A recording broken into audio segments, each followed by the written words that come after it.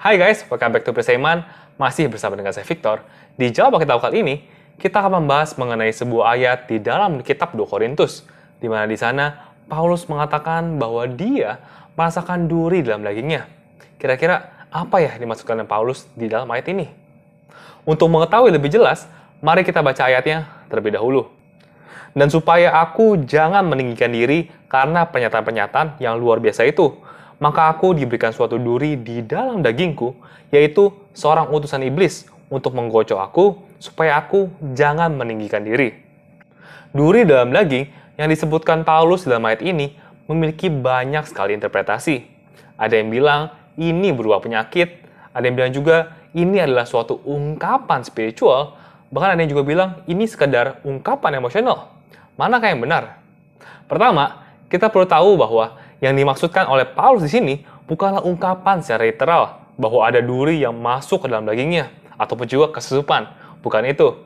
Yang ia maksudkan di sini adalah suatu ungkapan yang berupa metafora, di mana salah satu teori yang paling populer mengatakan bahwa duri itu berupa penyakit, seperti misalkan penyakit yang menyerang mata ataupun juga malaria, migrain, epilepsi, sampai kesulitan untuk berbicara.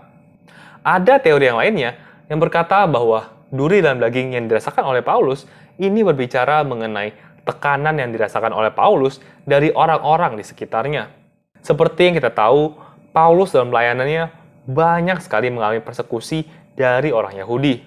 Salah satu buktinya bisa kita baca di 2 Timotius 4 ayat ke-14, di mana Paulus berkata bahwa Alexander, si tukang tembaga, telah berbuat banyak kejahatan kepada Paulus.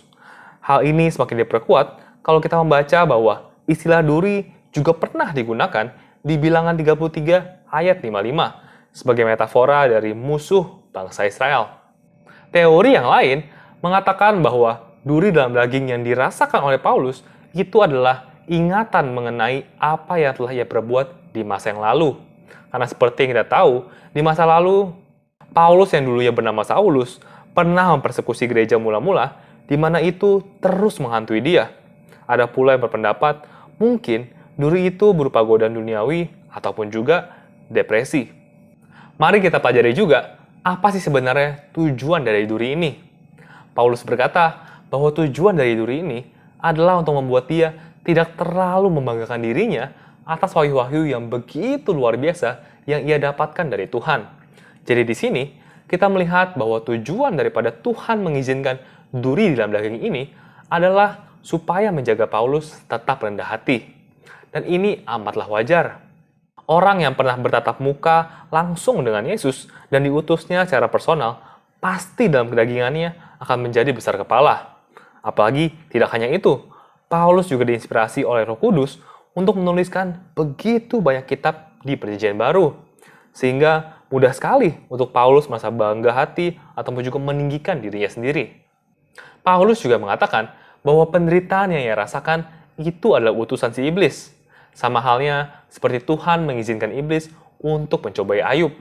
Dan seperti yang kita tahu, bahwa pasti di balik ujian itu adalah untuk membawa kebaikan bagi Paulus. Tidak mudah untuk hidup dalam kesakitan. Dan kita melihat bahwa Paulus sampai 3 kali meminta kepada Tuhan untuk menghilangkan rasa sakit itu. Dan saya yakin Paulus memiliki alasan yang baik untuk meminta hal itu. Sebagai contoh, supaya dia bisa melayani dengan lebih baik lagi, dia lebih bisa menjangkau banyak orang, atau bahkan memuliakan Tuhan lebih lagi.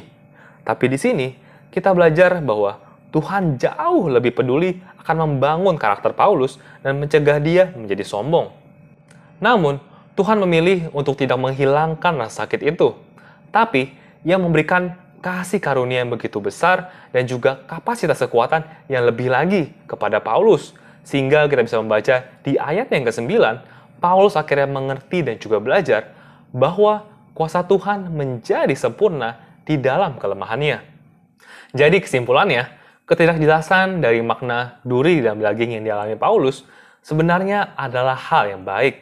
Karena kalau misalkan Paulus berbicara spesifik mengenai makna daripada duri dalam daging ini, seperti misalkan penyakit, maka kita sebagai orang Kristen hanya bisa memaknai ayat ini dalam konteks penyakit saja.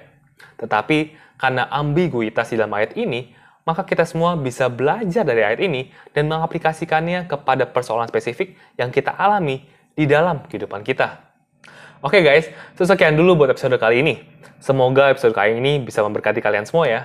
Jangan lupa like video ini kalau kalian suka, share ke teman-teman kalian semua, komen kalau ada hal-hal yang kita bisa diskusikan bersama, dan jangan lupa juga buat subscribe, serta nyalakan loncengnya ya, supaya kamu semua nggak ketinggalan video-video selanjutnya. So, thank you guys for watching. See you in another video. Tuhan Yesus memberkati.